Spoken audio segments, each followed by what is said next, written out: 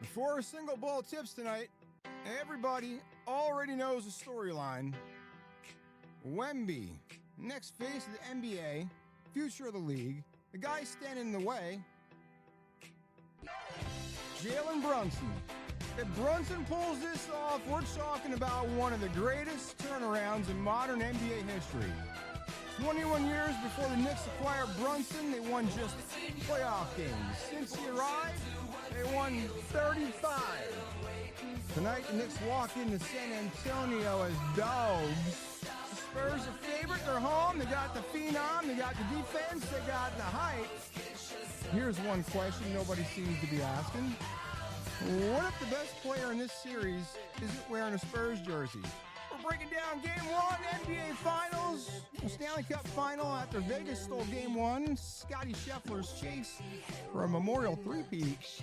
We got a 9-4 Pikkit play of the day. We're looking for number 10 tonight. It's Off the Hook Sports Talk that pays off. Let's go. Here we go. All right, welcome. Tommy Trent's hanging here with you in the eve of Game 1. The NBA Finals about to tip in 4 hours and 10 minutes. Got a loaded show tonight. We're hitting the Stanley Cup Finals after Vegas. Went on into Carolina, stole Game 1 in a wild 5-4 shootout. Flipped from underdog to favorite just like that to win the cup. And then, of course, the main event tonight, Game 1, NBA Finals getting ready to tip. Knicks and Spurs, a rematch of the 1999 thriller. And we'll break down the biggest matchups, the injuries, the betting angles, and whether Jalen Brunson can spoil the Wemby coronation. And after that, we'll head to Muirfield Village. We'll take a look at Tee to Green preview of the Memorial Tournament, where Scottie Scheffler is looking to three-peat with this place. And, of course, we'll get you the Tommy trend of the day, and then we'll wrap it all up. The 9-4 Pikkit play of the day, looking to go 10-4 tonight. And we're just going to get right into it. Last night, what a thriller we had in Game 1 of the Stanley Cup Final. Couldn't have asked for a better game. I mean, right from the start, it was just nonstop hockey action, yo. And listen, I'll be honest. I'm not sitting here trying to be Barry Melrose. I don't know every line combination. I don't know every power play rotation. Listen, I know if somebody loses a few chiclets, gets stitched up, and then comes back for the third period, that's hockey, yo. And listen, I don't know shit about fuck when it comes to hockey, but I love playoff hockey. I love to see guys lose a few chiclets, a few fights, and, I mean, how can you not like playoff hockey? All right? Vegas, winning Game 1, 5-4. We had goals. Man, do we have goals. They were fast and furious. We had momentum swings, drama. Oh, man, this is going to be a good series. And listen, more importantly, we're a betting program, and for bettors, we had a major shift in the betting market. We'll get into that. Now, before Game 1, all right, the betting favorite was the Carolina Hurricanes. And 24 hours later, it's totally flipped. Vegas is now the series favorite. Now, how much respect, though, did the market give to Vegas after Game 1? We're about to tell you. So let's take a look real quick. We'll take a look at Game 1. We'll recap that quick. We'll get you set up for the rest of the series because we got Game 2 tomorrow night, 8 o'clock, ABC. Can Vegas take 2 in Carolina? I'm kind of hoping they split because I'm heading to Vegas in a couple weeks, heading to Southern California, heading to Vegas. So if everything works out, it could potentially be going to Game 6 if we get 6 games. Now, I thought going into the series, Vegas would win it in 6. That would be fantastic because then I could see Vegas win it at home, potentially. If I don't get into the game, at least I'll be there for all the chaos that would break out because this is their third time in the young infancy of this franchise. They've only been around for 9 years, and it's the third Stanley Cup appearance that they made. They already won one. So the players would just lose their mind if they get another. So I'm hoping it goes 6. They can stretch it to 6. and potentially be in Vegas for when they win it. Maybe even be at the game. But we'll take a look real quick at game one and then give you a quick series preview of this series and how it shakes out so you can place your bets accordingly. Like I said, I don't know shit about fuck when it comes to hockey, but playoff hockey is awesome. You can't deny that. And after game one, even if you saw the highlights, if you didn't see the game, I mean, we are in for a thriller. And a couple things here. I mean, it looked bleak if you were a Golden Knights fan. Vegas found themselves in a 2-0 hole real quick. And that's something you don't want to do, as history would tell you. But Vegas defied history. They were down 2-0 in the first period and came back, rallied to win. Historic comeback, nonetheless. So let me give you some history here. This is not the Tommy trend of the day, but it could be. So a couple things here to note in game one, and this is just game one. We could potentially get 6 more of these. I doubt it. Be nice if it at least goes 6, but I don't think it's going to go 7. I think Vegas still wins in 6. If they win in 4, it's even better. But last night, the Vegas Golden Knights became the first road team in NHL history to win a Stanley Cup Final Game 1 after trailing by multiple goals.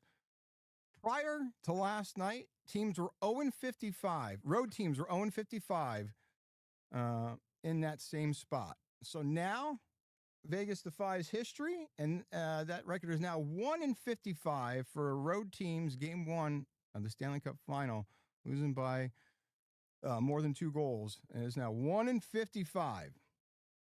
Now, what does that mean for this series? We said the betting market has shifted. Vegas still getting disrespected for game 2, but the overall market to win the series, Vegas is now flipped to the favorite. However, there's some pretty good numbers on that if history is going to repeat itself here. So team winning game 1 of the Stanley Cup Final are 65-21 all time. That's better than 75% win rate to go on and win the Stanley Cup. I do have a future on Vegas to win the Cup. So hopefully that does cash. Some other history last night. This is the first time. Last night was a 556th Stanley Cup Final Game. And this is the first time out of 556 Stanley Cup Final games, a goal was scored within the opening 30 seconds of both the first and the second period. Ayler scored 25 seconds into the game. Barbashev scored 30 seconds into the second. And then Howden scored 81 seconds into the third, making it only the second Stanley Cup Final game ever with goals in the opening 90 seconds of all 3 periods. The other game you ask when that happened, 1943. We can see some historic records out of this series. And I just gave you 3 of them, and this is game 1. The game winner, Hurdle hit the game winner with 3:24 left and allowed Vegas to steal one in Carolina. Now, we said the betting market has flipped. Before game 1, Carolina was a slight favorite. Vegas, the number was like plus 160, 150, somewhere around there. I mean, if you took a future longer out than that, got better odds of Vegas. But before game 1, Carolina was a slight favorite. And then right after Vegas won last night, the latest odds, this is via FanDuel a few hours ago. Vegas is now, the odds of them winning the cup are minus 150. Carolina is now the dog at plus 125. So Vegas quickly shifts to the favorite to win the Stanley Cup. But game 2, Vegas still getting disrespected. You still get plus money on Vegas. This is from FanDuel. And again, this number is bouncing around a little bit, not much. But right now, Vegas at plus money, plus 136. If you want to take the money line for the Golden Knights tomorrow night in game 2, Carolina still the home favorite at minus 160. So the books not giving Vegas much love after that game 1 win.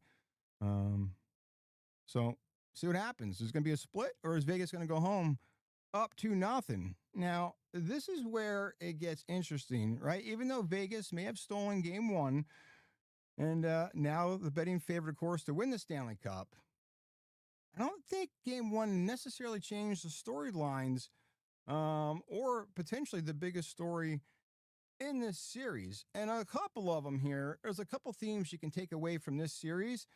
You got the patience of the Carolina Hurricanes and the flat out ruthlessness of the Vegas Golden Knights. And let me break that down. So, if you're a Flyers fan, you must be losing your fucking mind that the Flyers did not hire Rod Brind'Amour as their coach when they could have. Former player for the Flyers and now making a name for himself as a coach in the NHL. And, I mean, just typical of the Flyers organization and how that would happen. But anyway, the patience of the Hurricanes sticking with Brind'Amour when they could have moved on. I hate this word, but they trusted the process of Brind'Amour and his coaching style. I mean, they had years of playoff heartbreak since, their first final in 2006. But then since then, it's been rebuilding years, heartbreak years, couldn't get over the hump, couldn't get it done. Lots of playoff disappointments since then. And then you just have the flat out ruthlessness and not really giving a fuck. The Vegas Golden Knights just didn't really give a shit. Fired Bruce Cassidy, who won them a cup in 2023. Bring in Tortorella, right, with 8 games left in the season. And now they're in their third Stanley Cup in 9 years on the third different coach. I mean, you got one organization and the Hurricanes believing in patience, and the other, they just want to blow shit up and figure it out later. And somehow both ended up here in the Stanley Cup. And then you look at the player storylines. Mitch Marner leads the playoffs, 22 points. And the narrative, pretty much his whole career, is can't perform in big games. He hides. And now what? He's 3 wins from completely obliterating that narrative and pretty much chucking the finger to everyone, mainly in Toronto. It said he just hides from big games and couldn't get it done.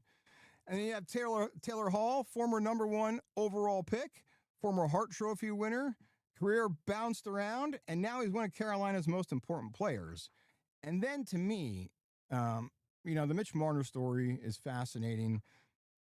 The coaching and the patience versus the ruthlessness of these two franchises and how they operate. To me, though, this has like a 30 for 30 documentary written all over it. ESPN won't touch it because of the sensitivity of this subject. Maybe they will. I don't know. But to me, it would make a good one. And somebody should be doing this. The Carter Hart story. I mean, we talked about Carter Hart last week. He was basically hockey's version of the Island of Misfit Toys. A year ago, his future looked dead. Exiled from the league, sexual assault scandal, him and 4 other players got acquitted. Da-da-da-da. You can Google the whole story. I'm not going to reiterate, or go back and watch a replay of last week's show. And we go more in detail of that. But now, the kid's 3 wins from lifting that Stanley Cup. And again, Flyers fans, your disappointment sets in because Carter Hart was once a Philadelphia Flyer. And then they didn't stick by him when the accusations came out. They said, see you later. And in October of 2025, Vegas took a flyer on him. Went down and played some minor league hockey, came up, and now he's 3 wins from hoisting the cup. To me, that is the biggest story of this series. And if Vegas gets it done, somebody's got to do a 30 for 30 on this kid. Shit, I'll fucking do it. I'll do it for free with a fucking camera. It'll be some like B-rate movie. And then you look at the matchup of these teams. The Carolina defense, the best defensive team remaining, and then the Vegas offense. And we said it last week. This team is finally starting to gel. We're starting to see the Vegas team that we should have seen all year long. And they're finally coming together at the right time. Couldn't have picked a better time. But this is the most explosive offense Carolina has faced. And then there's the goaltending. Anderson, a tick above 93% save rate, and Carter Hart, a tick below at 92, almost 93% save rate. So pretty even there from from a goalie standpoint. And then you look at the betting angle, right? The special teams, the Vegas power play is cashing in on almost 24% of the power plays. A penalty kill, almost 88% for Vegas. And then they got the Carolina power play at 12.5%. Listen, if Carolina doesn't improve on the power play and control the puck, Vegas has a massive edge, and this thing could be over quick. We might not see 6 games. We might not see 5 games, especially if Vegas goes in tomorrow night and takes the second game. It's a good one, though. I thought you might get a little bit lower scoring. Some books had the total at 5.5. Some were 6. I think some is 6.5. It all depends. Somewhere in that range last night. I thought initially you might see the under last night, and the only reason is you had Vegas with a little bit of a break after wiping up Colorado, the President's Trophy winner this past season. That streak is still intact, 13 years now running. The President's Trophy winner has not advanced to the Cup. So yeah, Vegas had a little bit extra rest. I don't like when teams rest. I don't care what sport it is. I don't like rest. I think rest kills momentum. Guys would rather play. I don't care how beat up they are. You ask any athlete, they want to play. They don't want to rest. They'll rest in the off season. I mean, everything's on the line here. So I thought you might get, you might have that rest versus rust play in. I thought, Carolina with their disappointments, a playoff past, I thought you might get 2 teams that were going to be tight initially. I thought it might take them a little bit, both teams, to get up and running and feel each other out. Didn't even take 30 seconds in the first 2 periods, and we get goals. So that didn't hold true, and we get 9 total goals last night. But, I keep coming back to this. Again, Carolina and their patience. Vegas blowing shit up and just like, we'll figure it out later. We just want to fucking win. And we're bringing Torts, and he's just going to guide this team and captain this ship for the last 8 games of the season and see what they can do in the playoffs. And so far, so good. 3 wins, and he's hoisting that cup. And, and then you got Brindamore, the playoff disappointment that we talked about, and they stuck with him. Vegas bringing in Torts, firing the coach, third coach for the 3rd cup appearance. And now they're both still right there. Carolina's not out of it. I don't think they get swept. But I still think Vegas in 6. So one of these philosophies is about to be validated, and we're going to find out pretty quick. So we will have game 2 tomorrow night, 8 o'clock, ABC. Don't want to miss that one. That is must-see hockey action, yo. But listen, it's enough hockey for a minute. Tonight's main event, it's NBA Finals. It's game 1. We're about to have a new kid on the block. And this is, and storylines, pick and choose which one you want to, and we'll talk about a couple of them here for this series. But you got game 1 tipping off tonight. And I'm going to be honest with you. It's been a while since I've been excited about NBA playoff basketball. And I've said it before, the NBA regular season, the product has just gotten so bad between the game management bullshit, the flopping, the officiating, the product has just become watered down, and it's just a bunch of guys dribble, penetrate, kick it out, shoot a 3. You got guys like Joel Embiid who have absolutely no fucking business shooting 3s. I don't want to see a guy over 6'7" shooting fucking 3s. You should be down on the block and fucking pounding guys, and old school, late 80s, early 90s basketball. That's what I grew up on. Being physical and, just working guys, not shooting 3s. But that is the way the league is. It's just chuck up 3s and hope they could fucking go in. But I got to tell you, I'm excited for this series. One, there's no fucking LeBron James. There's no Steph Curry. There's no OKC team that got every fucking whistle this year. Love them or hate them. I mean, a lot of people hate the Knicks because it's New York. I think they're a likable team. And then how do you not like the Spurs and Wemby and this young team and Mitch Johnson and what this team has done and how they've come together and, proven a lot of doubters wrong. The Knicks looking to end a 53-year championship drought. Spurs are looking to start another dynasty. And we get a rematch in the 99 NBA Finals. What could be better? Like I said, I've not been excited about an NBA Finals game in a long time, but I'm excited for this series. I think we get 6. I think we maybe get 7 games here. I think this is going to be a good series. I don't think the Knicks are going to be blowing them out like the Hawks or the Cavs, right? Or the Sixers. I think you're going to get a really good series, and I think it goes at least 6. And I'll tell you right now, I like the Knicks in 6. But I like this Knicks team. You call them Villanova, the North, whatever you want to call it. But I think that matters. That Brunson and Bridges and Hart, they played with each other in college, and now they're playing with each other in the NBA.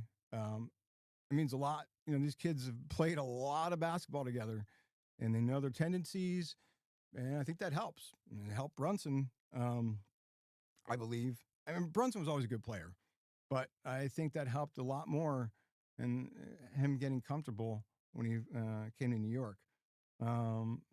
So let's look at the storyline. Obviously, the Knicks haven't won, and God knows how long, 53 years, that championship drought. Another reason I hope the Knicks win is the dumpster fire that is New York City. I hope Knicks fans just fucking burn the city down and start all over because it needs a good cleansing.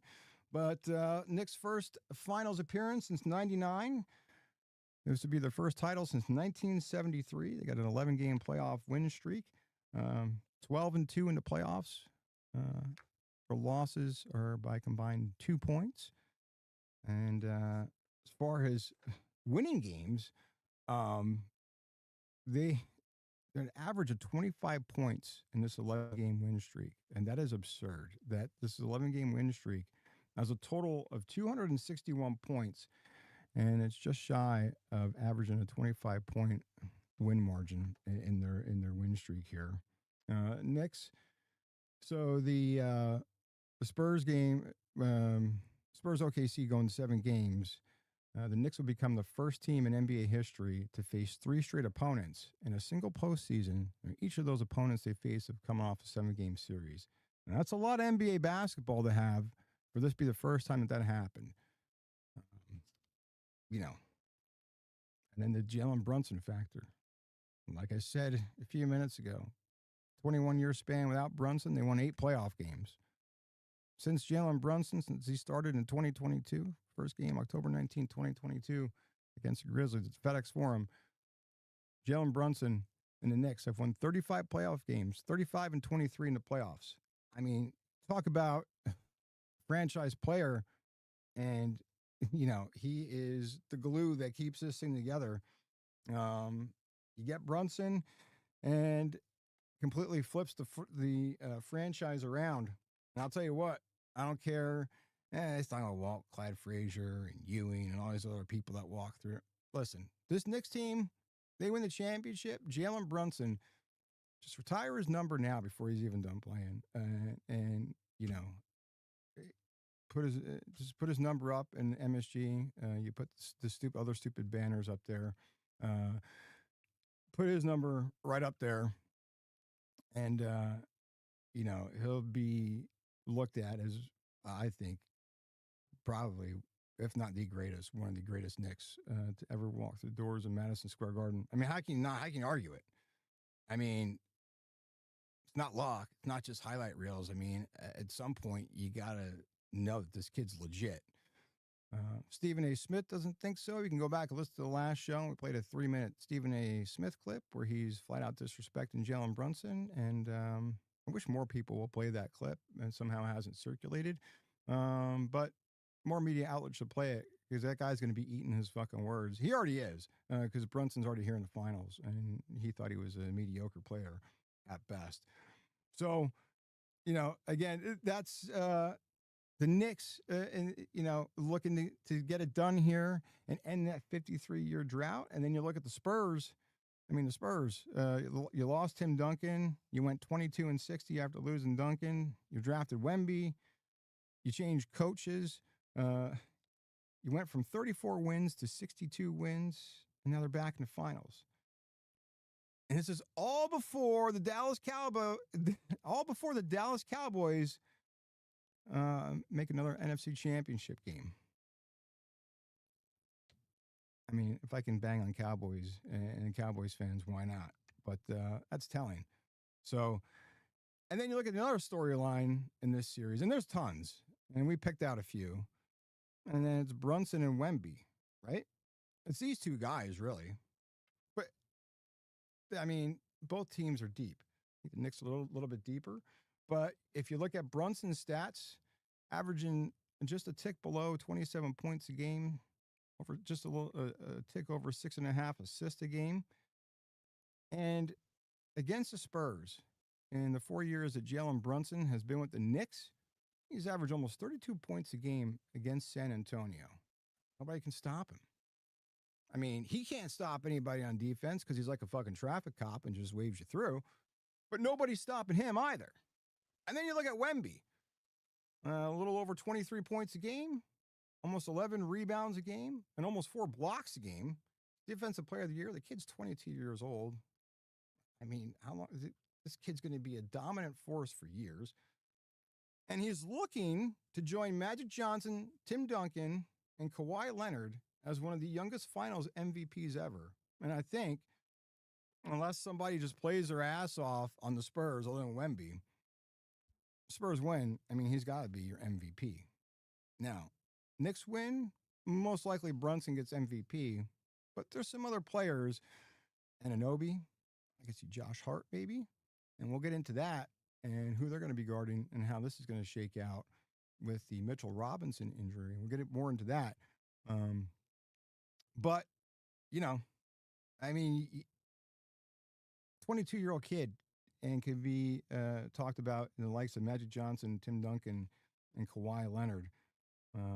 Spurs already have 3 of the 10 youngest finals MVPs in NBA history. Duncan, Kawhi, Tony Parker. Could Wemby make it 4? And then another storyline looking at the best offense versus the best defense. All right.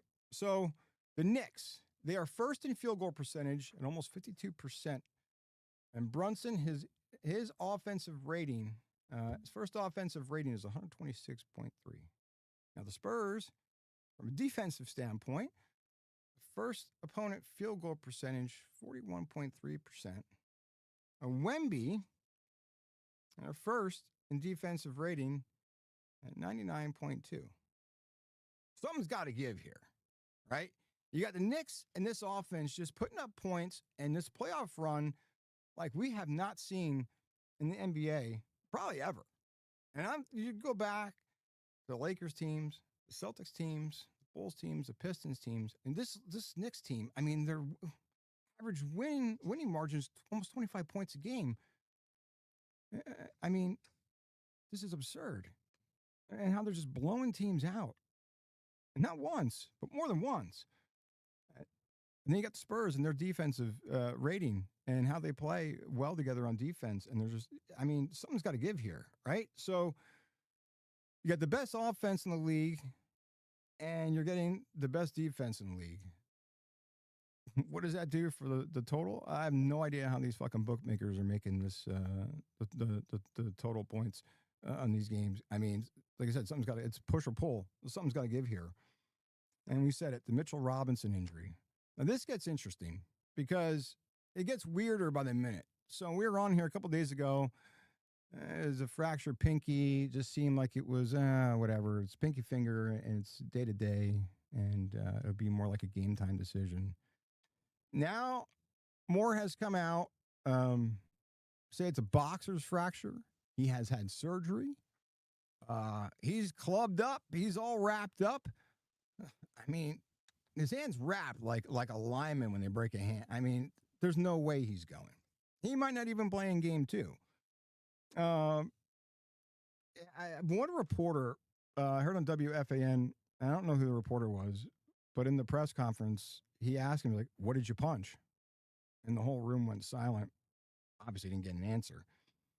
Now, there's been allegedly he's struggled with some mental health issues. Was he frustrated at something? Did he punch something? He didn't get hurt in a game, but it's more than just a small minor pinky fracture. I mean, it's bad enough he had to have surgery. So that is big, right? Now, he's not somebody who's going to score, but he's a body to put on Wemby and to take the pressure off Big Cat, right? You're not looking for Mitchell Robinson to go out and get you 20, 10, and 5, right? You're looking for him to eat up fouls and be physical with Wemby. But if he can't go, you got problems. In the NBA Cup final, when the Knicks won the NBA Cup over San Antonio many months ago, which that really doesn't mean anything, but Mitchell Robinson had 15 rebounds in only 18 minutes. So without Mitchell Robinson, at least for game one, most likely for game two, and maybe get him back for game three when they head back to New York. But you're going to have this rotation now of Josh Hart, OG Anunoby, and Big Cat, who are going to be have that tough task of guarding Wemby throughout, at least, in my opinion, the first two games. You might even not see Robinson at all in this series. But the Knicks, and we said this before, the Knicks are at least 8-9 deep. All right, so you take Robinson out, and now you're 8 deep. The problem is, though, that big body to put on Wemby and to slow him down, right? You're not going to have that, in my opinion. Like I said, at least we know game one, he's not playing. Now, game two, do you get him? I doubt it, especially if you just had surgery a couple days ago. And then you got this chess matchup. Look at the Spurs. Castle on Brunson, Sell on Brunson.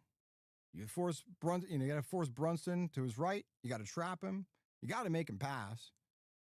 And then the Knicks, right? They got to pull him from the rim.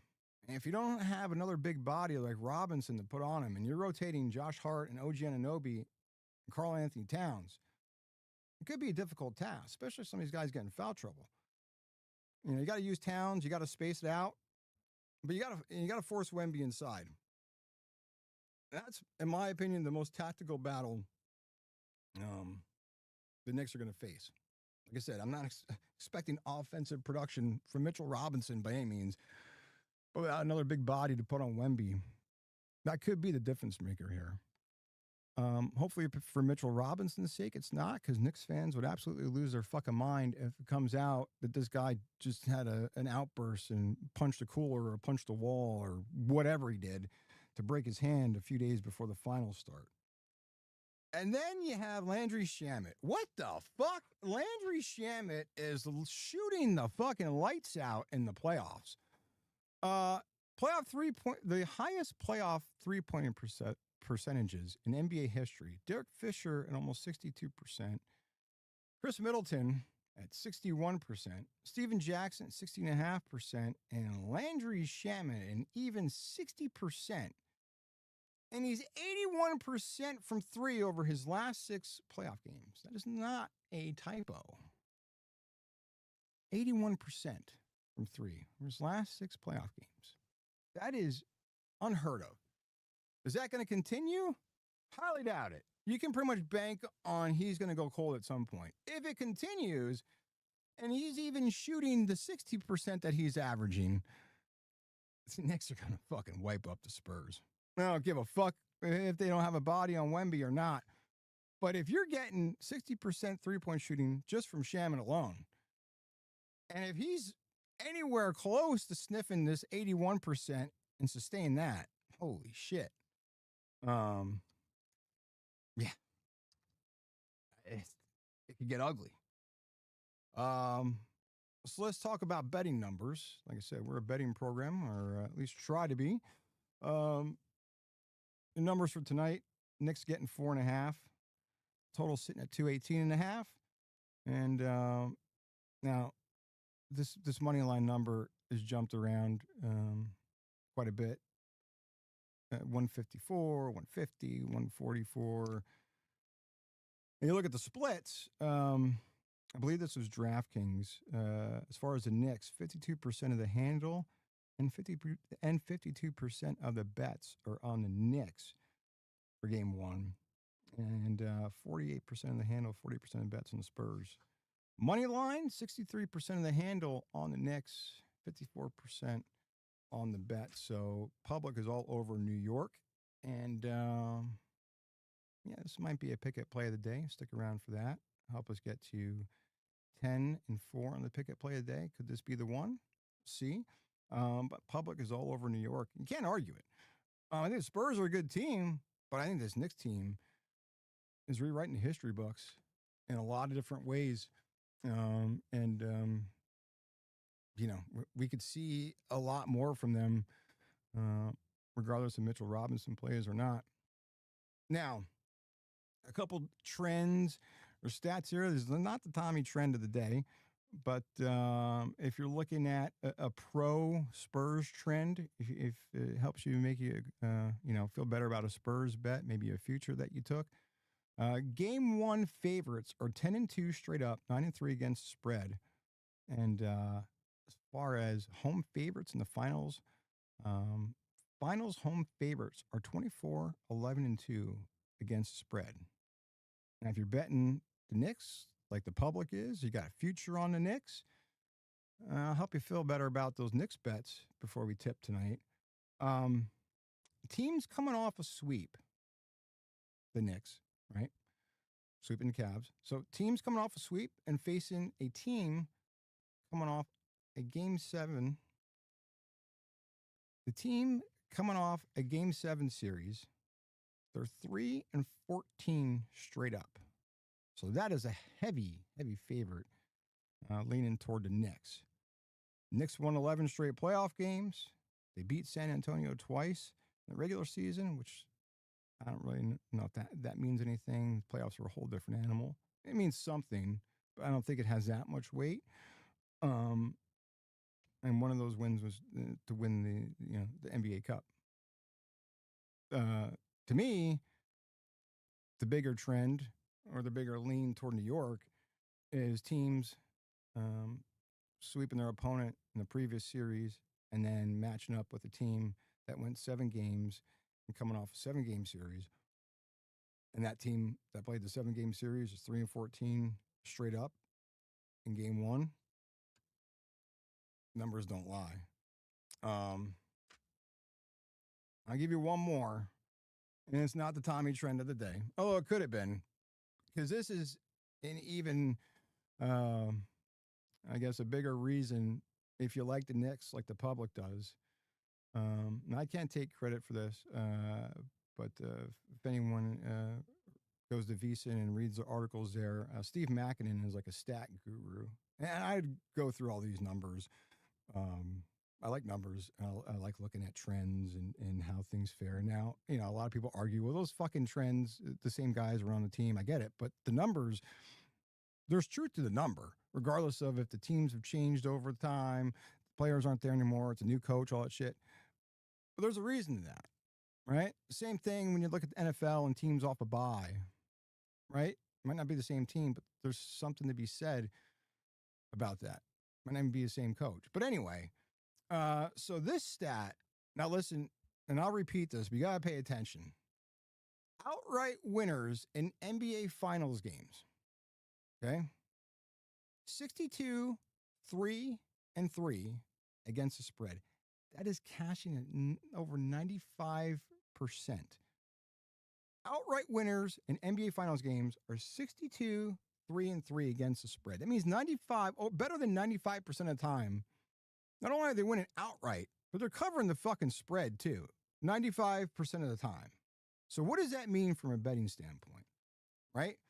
So we said Knicks money line, plus mid 140s to 154 on the money line, right?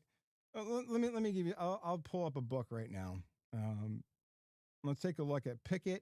If you're not using Pikkit, you should be because you're betting blind if you're not.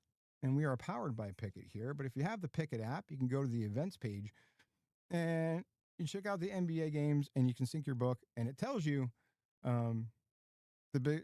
So instead of you opening like 5 different sportsbook apps, you open up Pikkit and it tells you what the best number is, whether you're looking at the money line, the total points, right? Or if you're looking at the spread. So if you look right now, the books that I have synced, the best money line number that you're going to get, if you like the Knicks, is plus 177. If you want to play a total, right now, the under, the best number you're going to get is 218. The over, the best number you're getting is 215 and a half. If you like the spread, the Knicks plus 5.5, and that's the juice on that is minus 112. So the stat that I just talked about, where outright winners in NBA Finals games, this isn't game 1, game 2, NBA Finals games, favorites, the outright winners in NBA Finals games are 62, 3-3 against the spread. So that means 95% of the time, not only are they winning outright, but they're also covering the spread. So, for example, tonight, if you want to take the Knicks getting 5.5, you're losing money because it's juiced to minus 112. Versus the Knicks money line right now on Novig, it's plus 177. So because these outright winners in NBA Finals games are just obliterating the spread at a better than 95% win rate, your best play is the money line. So don't be scared and take the Knicks getting 5.5. Take the Knicks and the money line. And if the Knicks don't cover, at least you can go to bed feeling that was the right choice, because better than 95% of the time, the outright winners in NBA Finals games are beating the spread better than 95% of the time. So that means take the money line. Don't even overthink the spread. Just take the money line, and that's getting you a better number. That's huge when you're betting these games. Right? This is all time. I mean, this is 62, 3-3 against the spread, outright NBA Finals winner. I can't repeat that enough. That should have been the Tommy trend of the day. But I felt that it fit better here in as we preview the NBA Finals here. There you go. Knicks money line. If you've got a Novik account, get it, plus 177. If you don't, get one, because that's the best number you're going to get on that tonight. So I don't have the video because I didn't have time to upload it, but the Corgi pup who picks games, with the ball and the basket and whatnot. If anybody's wondering, the Corgi picked the Spurs in 7. If you're trying to get tickets to a Knicks home game in the playoffs, Game 6, average ticket price is over $5,200. I think it's even gone up. And I didn't know this until earlier today, but the NBA is using that crazy fucking digital glass floor that they experimented with in the NCAA tournament that players were complaining about, the floor being slippery and shit. So this should be interesting. So you'll see that the digital glass floor where they can change the court and put ads and shit on there. Wait, there's another way to make money and sell shit, and you'll see different shit throughout the game. If you like Wemby for Finals MVP, it opened at plus 600, but now that number is completely flipped and it's minus 170. So,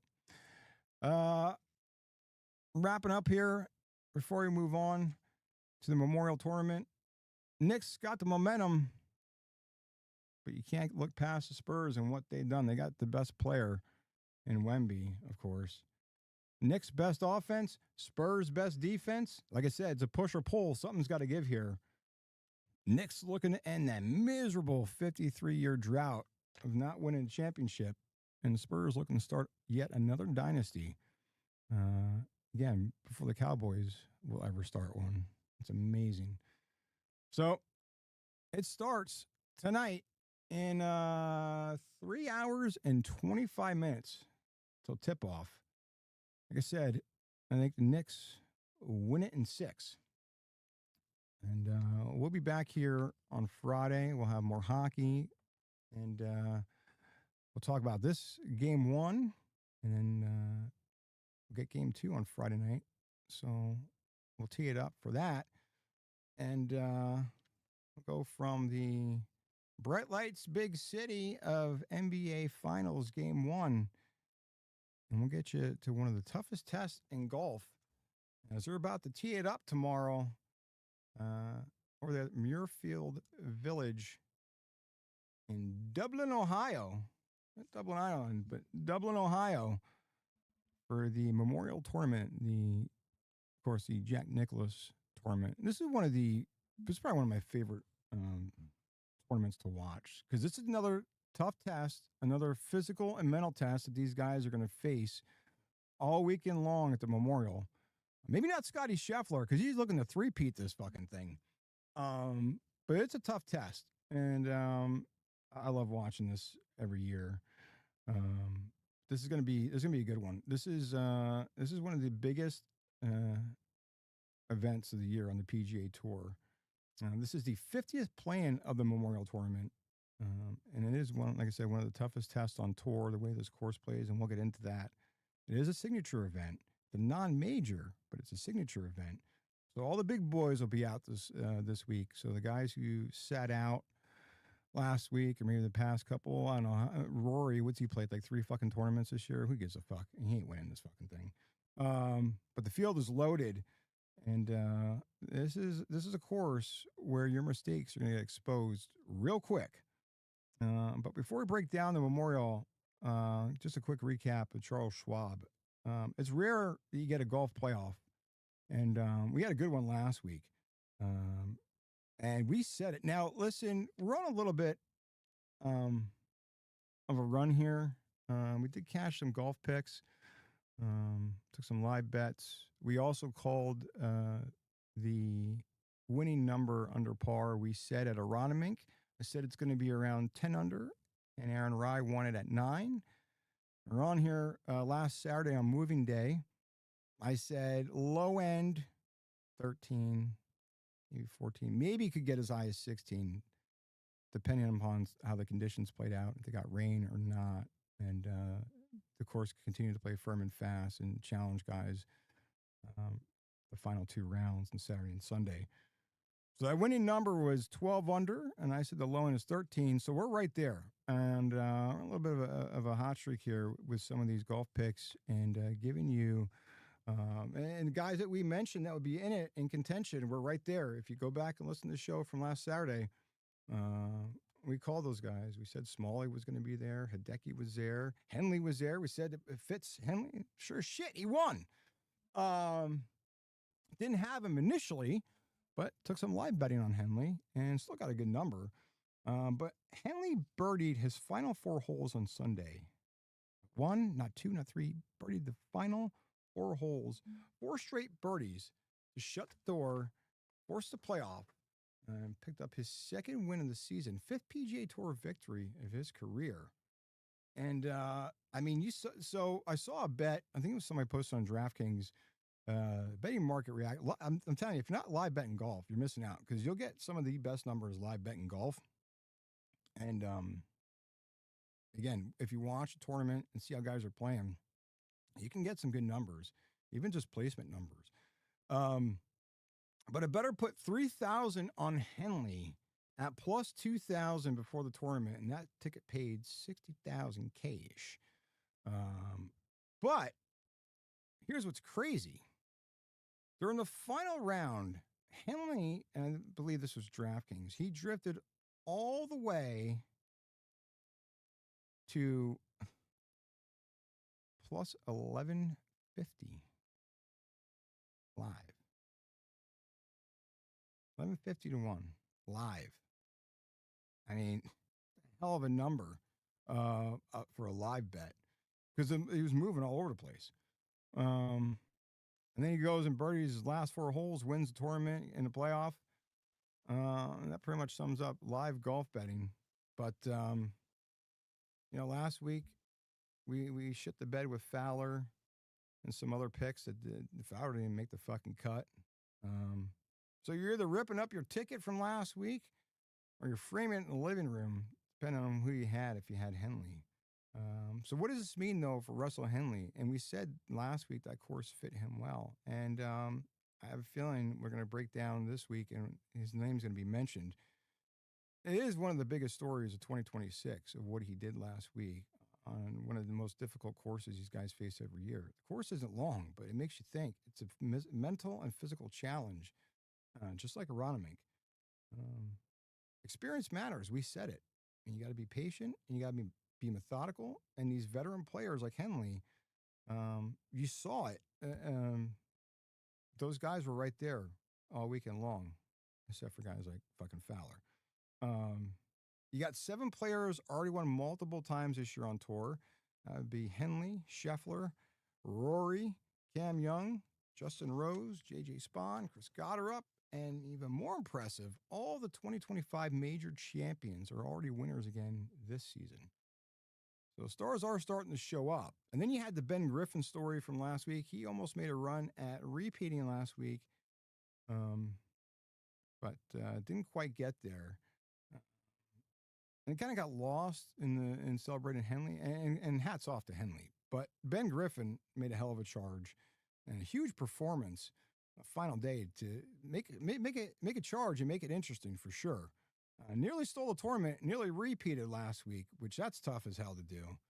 But his rise has been one of the better stories this season on the PGA Tour. And it just feels like all season long, every week, Ben Griffin's hanging around. You hear his name mentioned, and we talk about it quite a bit. We talk about golf betting here on Tee to Green, but Ben Griffin, another one, he's been one of the more consistent players this season on tour. And then Alex Smalley, we said it on Saturday on Moving Day we were on here. Alex Smalley, problem is Alex Smalley he gets close, but he can't get it done. Just like Ludwig, he can't get it done either. But Alex Smalley, another week, another strong finish. Didn't bring it home, but this is, again, it's just one of those, he just fell short. 10 podium finishes, no trophy.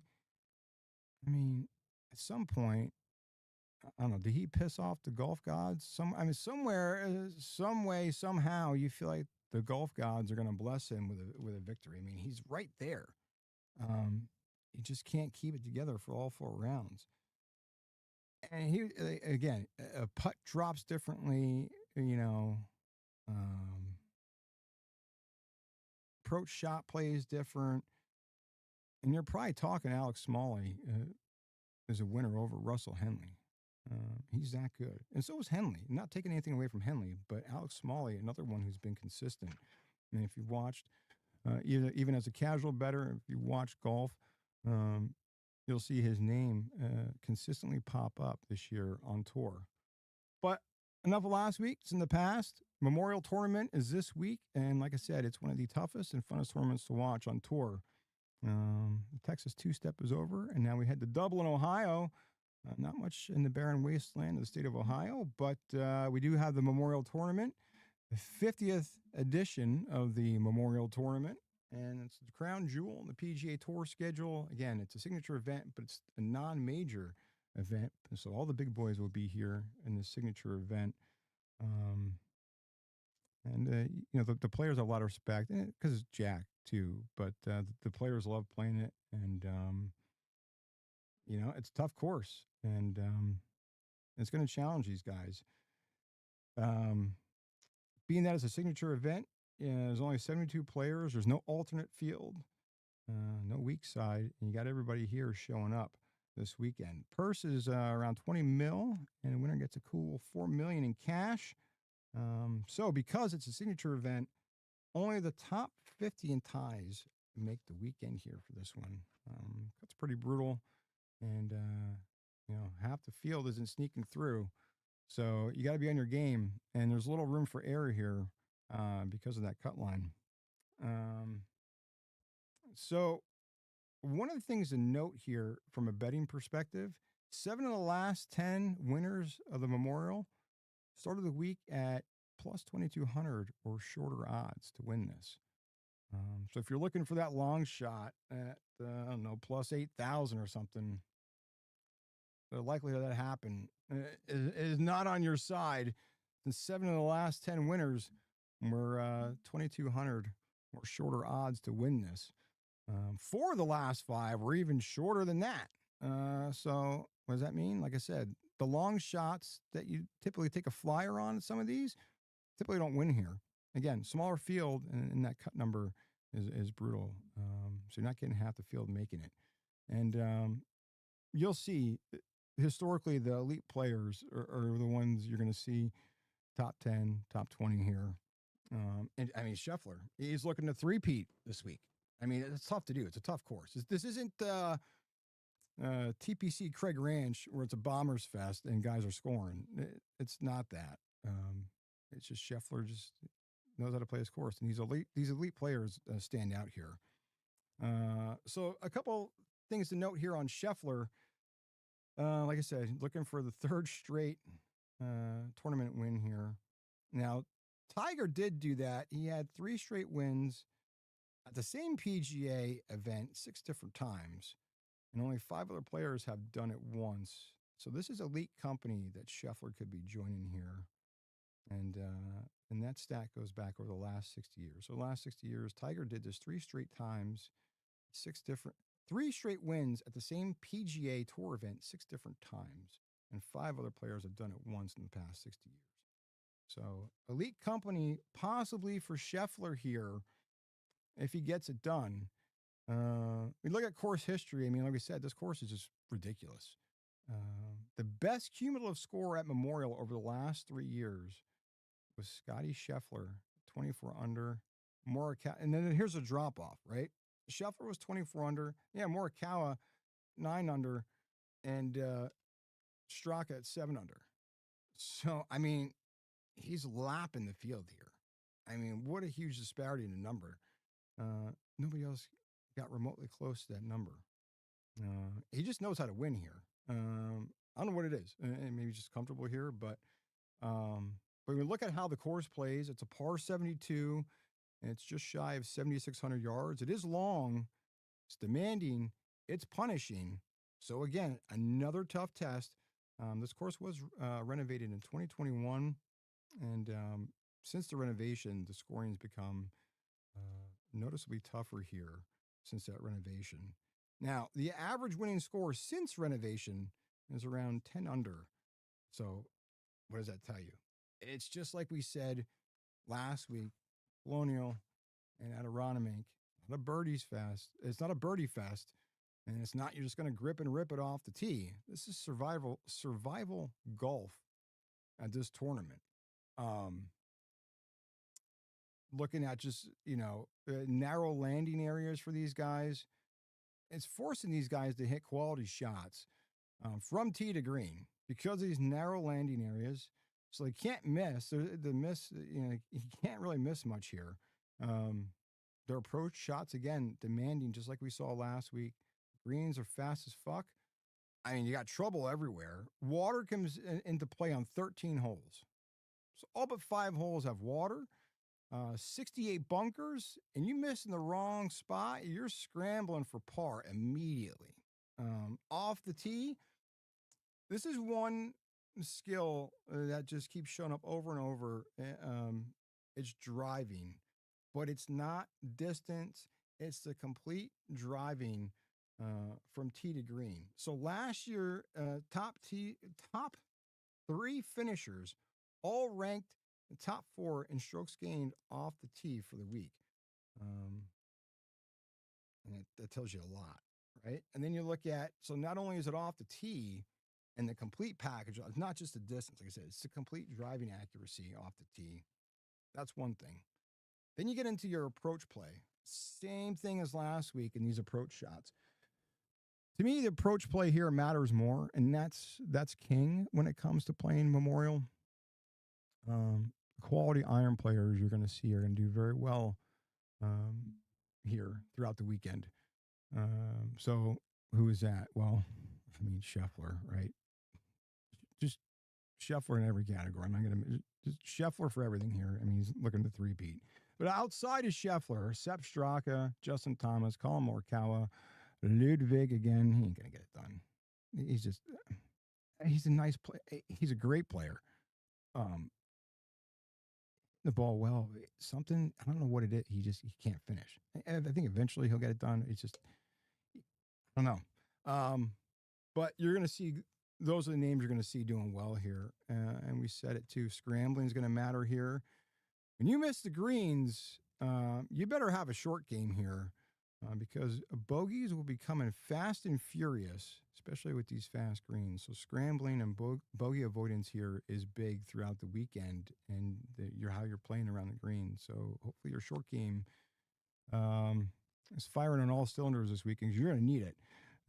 Because once the wind picks up here and these greens firm out, your scrambling is going to come into play. Now, weather-wise, temperatures look to be in the low 80s. Wind looking to be primarily out of the southwest. Friday is looking to be the windiest day.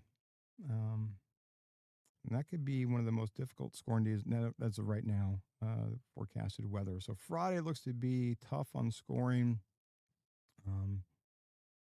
If we get these wins, maybe you want to sit out the live betting that day if it's depending on the weather. But as far as temperature, typical low 80s. But the wind is what's gonna matter here all weekend. Now, where are you putting your money? Well, again, short number on Scheffler, right? Let me just see here. And you pull up Pikkit and look here. Scheffler, the best number you get right now is plus 344 on Novig. If you're looking for a winner, so I mean, obviously, won 2 in a row. It's really hard to argue. I mean, it's still decent money. I mean, I don't. It's tough to win 3. He has had two third place finishes. I mean, he's probably the best golfer that can tackle this course and knows it inside and out, just how he's played here. I mean, he's lapping. I mean, he's 24 under one of the round for one of the tournaments. Outside of him having a complete meltdown, I think Scheffler is going to be right there. I mean, everything's pointing towards Scheffler. So you still get plus money on Scheffler, not a lot. Now, without Scheffler, who else you looking at? Justin Thomas. I mean, he's played well all year. So looking beyond Scheffler, Justin Thomas is definitely a solid pick. One of the players I'm looking at, and the final card will be posted tomorrow morning, early before tea times at OTH Sports Pod on our X Twitter page, whatever you want to call it. But as far as Justin Thomas, he's just gaining strokes across the board. He's 8th in tee to green play recently. This is his 13th appearance at Muirfield. And past results, and he was tied for 4th and a runner-up finish. So at 40-1 for Justin Thomas, is an outright winner. It's a pretty good number. And we said it, Alex Smalley, you're going to hear his name. He just doesn't go away. 4 top 10s in his last 5 starts. He's one of the best iron players on tour right now. Great putting numbers, strong scoring numbers, strong bogey avoidance numbers. Everything checks a box. So you check all these boxes for Alex Smalley. It's just, again, it's the Ludwig. The same thing with Ludwig. He's right there. Can't get it done. Sepp Straka, he's on a lot of people's short list. Consecutive top 5 finishes here. And again, elite approach player. Good course fit for him. And he's been pretty strong of late. If Scheffler does have a meltdown and somehow he's out of it on Sunday or fading back or whatever, or we get crazy weather on Friday and Scheffler somehow, barely makes the cut. I don't know. Sepp Straka could definitely feel like a pretty good alternative pick outside of Scheffler. And of course, Ludwig, right? He does have 6 top 8 finishes in his last 8 starts. He's 97th off the tee. And, like I said, the course does reward that. But, I mean, his ball striking, his power and his ball striking is so good. And that's what makes him dangerous here. Again, can't finish. So maybe something with Ludwig, maybe you take him as a top 5, top 10 and not an outright. You just can't seem to get it done. And there's Jordan Spieth. I know everybody's talking Scheffler with the three-peat, but I think the more interesting story here could be Jordan Spieth. He's made 11 consecutive cuts, 7 top 20 finishes during that stretch. He's still looking to put a complete 4 rounds together. Started off great at Aronimink and then tailed off. And his putting, if he could just put together 4 good rounds or decent rounds of putting, we could be talking, it might be, it was 3,200 and some days since Jordan Spieth has won, which is fucking absurd. But it might be a different story if he could put his putting together. But his course history here and how he's played in the past, I mean, he could be somebody who's hanging right there on Sunday. Again, your names. Again, we told you the elite players are going to stand out because of how this course plays. So, obviously, Scheffler. But outside of Scheffler, Sepp Straka, Ludwig, Justin Thomas, Alex Smalley, Jordan Spieth. I do even like Ricky Fowler here, even though he let me down last week and didn't even make the cut. I do think Fowler is another interesting play here. Russell Henley, plus a little over plus 2,300 right now for him. Matt Fitzpatrick, plus 2,500-ish numbers you're seeing. Even Tommy Fleetwood at plus 3,300. I think those are some other names too. Those could make the card tomorrow, maybe for a placement, maybe a first-round leader. Spieth right now on FanDuel, best number at plus 5,000. Smalley's plus 6,370. Profit X. Some other guys here. Fowler is a plus 7,350. Now, again, we said 7 of the last 10 tournament winners here were plus 2,200 or shorter. So where that cut line would come in, you'd say Russell Henley, Siwoo Kim, Schauffele, Cam Young, Ludwig, Rory, and Scheffler. If we're using that as the cut line, that plus 2,200 or shorter, since 7 of the last 10 came from that range. But again, there's some players just outside of that. Fitzpatrick, Fleetwood, Cantlay, Justin Thomas. So again, full card for the Memorial will be posted tomorrow morning on our Twitter/X page. And the first group goes off tomorrow at, I believe it's 7:45. Yeah, first group tees off at 7:45. Pearson Cootie and Brian Campbell. Spieth is at 8:05. He's playing with Jason Day. Looking at a couple. Alex Smalley's 8:35.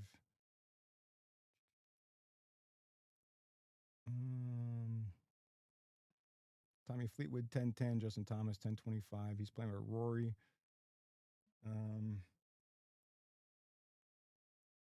Just looking here at a couple other players. Gary Woodland at 105 with Cantlay. He'll be losing his fucking mind because Patrick Cantlay plays so fucking slow. Scheffler is going off at 135 with Aaron Rai. That'll be a good pairing there. I'm trying to see what Gary Woodland's number is.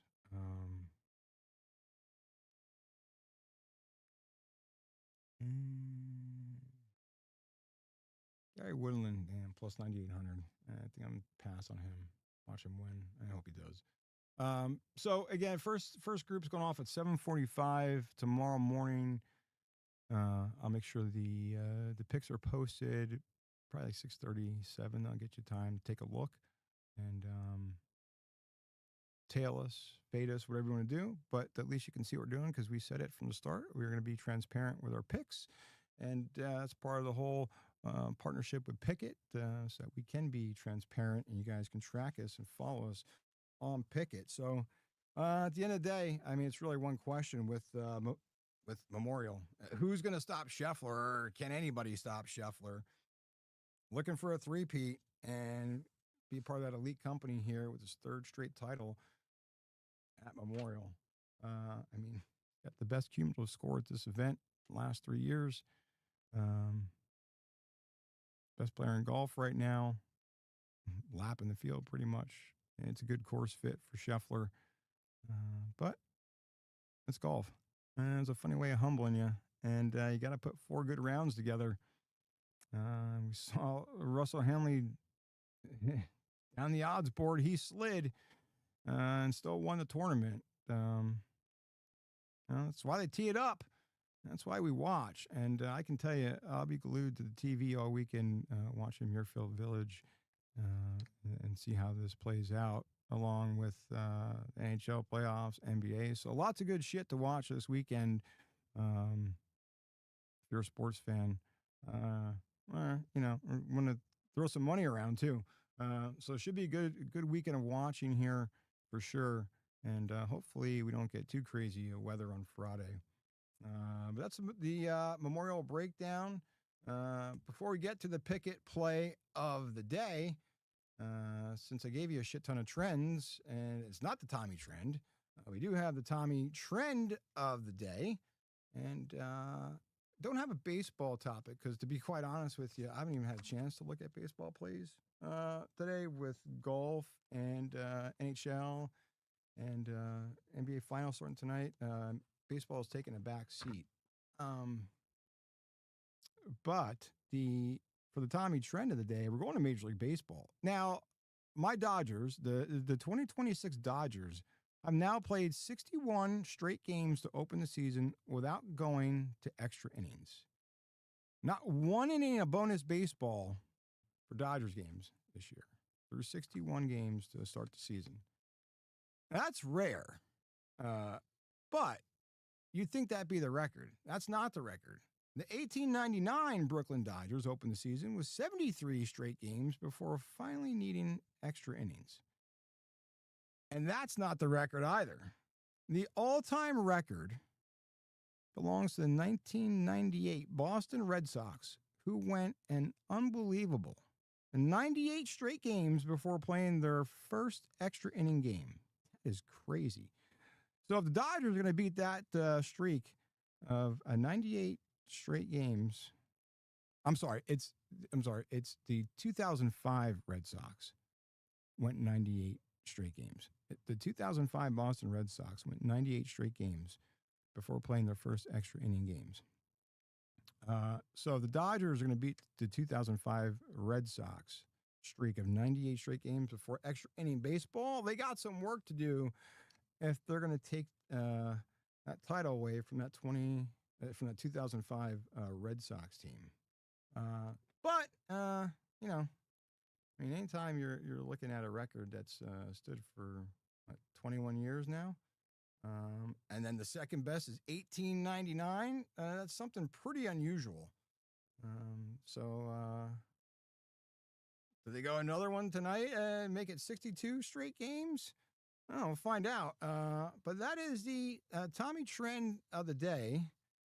And Major League Baseball stat. Again, the 2005 Boston Red Sox go 98 straight games before playing their first extra inning baseball game. That is today's Tommy trend of the day. Now, what everybody has been waiting for, it's the Pikkit play of the day. We have partnered with Pikkit. We are powered by Pikkit here at Off the Hook. And listen, you can keep tabs on your crew, your bets, track the line movements, all that with Pikkit at the touch of your fingertips with the Pikkit app. Sync your sports book, and you don't have to open 10,000 apps. Everything's right there and allows you to set alerts if you're looking for line movements, because we do know lines move fast. And listen, if you're not using Pikkit, when you set up your account, just put in code OTH and come hang out with us on Pikkit. And we're transparent, like we said. So we're not hiding from you. Everything's right there. And The Pikkit play of the day. We are 9-4 since partnering with Pikkit a few weeks ago and doing the Pikkit play of the day. So looking to go 10-4 after today. And today's Pikkit play of the day, if you couldn't figure it out. So again, 9-4, that's almost a 70% win rate. So listen, these are all posted at OTH Sports Pod on X. You can be 70% win rate too, and this is bankroll building season before NFL is less than 100 days away. So this is now where you can build your bankroll, start dabbling NHL, NBA, maybe College World Series, softball, whatever. This is where you can start building your bankroll before football starts. 70% win rate right now in the Pikkit play of the day. You'd be doing quite well. So we're looking for win number 10 tonight. And, I kind of gave it away, but, tonight's Pikkit play of the day, we're taking the New York Knickerbockers, 4 units on them, plus 175 on the money line tonight for the Knicks. That's the Pikkit play of the day. Listen, how can you argue it? Look, we said it with the Steve Makinen stat from VSiN. NBA Finals outright winners are 62-3-3 against the spread the last 11 seasons. 62, 3-3 against the spread. That's better than 95% cover rate. And last year alone, 7-0 against the spread sweep. Look, it's simple. If you like the underdog in the finals, don't just take the points, play the fucking money line. That's what we're doing. That's where your value is. The numbers don't lie. Listen, they're covering. Historically, it says they're probably winning the game outright. Cover rate's better than 95%, and that's where we're at tonight. We're on the Knicks to get it done and steal game 1 in San Antonio. We said, the whole Jalen Brunson factor here. We talked about the Knicks team and people count them out. Somehow they still get no respect. And, Brunson, 35 playoff wins since joining the Knicks. This team doesn't care what the odds say. They just defy the odds. They don't care. They're in San Antonio. And to be honest with you, another reason I like the Knicks too is they're starting on the road. Look, the New York media is probably just as bad as the Philly media, if not worse. And it's like 1A, 1B. And I think that gives the Knicks a break. Starting the finals on the road, they can just go there and take care of business and not worry about getting asked stupid questions from the media. Like, do you have an iPhone and what the fuck do you watch on it? So, to me, the Knicks, I don't know. I think the Knicks have more pressure going home to game 3 than they do tonight. Regardless of the 53-year drought, no championship, and whatever else you want to throw their way. I think it lines up perfect. And we said it too. Teams that came off a series sweep facing a team that came off a 7-game series. The team coming off the 7-game series is 3-14. Straight up. So, again, it favors the Knicks there as well. Look, we're following the trend. We're following the value. And we're taking the bigger payout because, again, I'll read this stat to you one more time. This is just diabolical. In the last 11 seasons, NBA Finals outright winners are 62-3-3 against the spread. That's better than 95% cover rate. And again, from a betting standpoint, what that means is they're not only covering the spread, they're winning outright. You're getting more value on the money line than you are on taking the spread. And so that's where, if you like the dog here in the finals, take the money line, not the points. Last year was a 7-0 sweep against the spread. The numbers are there. Numbers don't lie.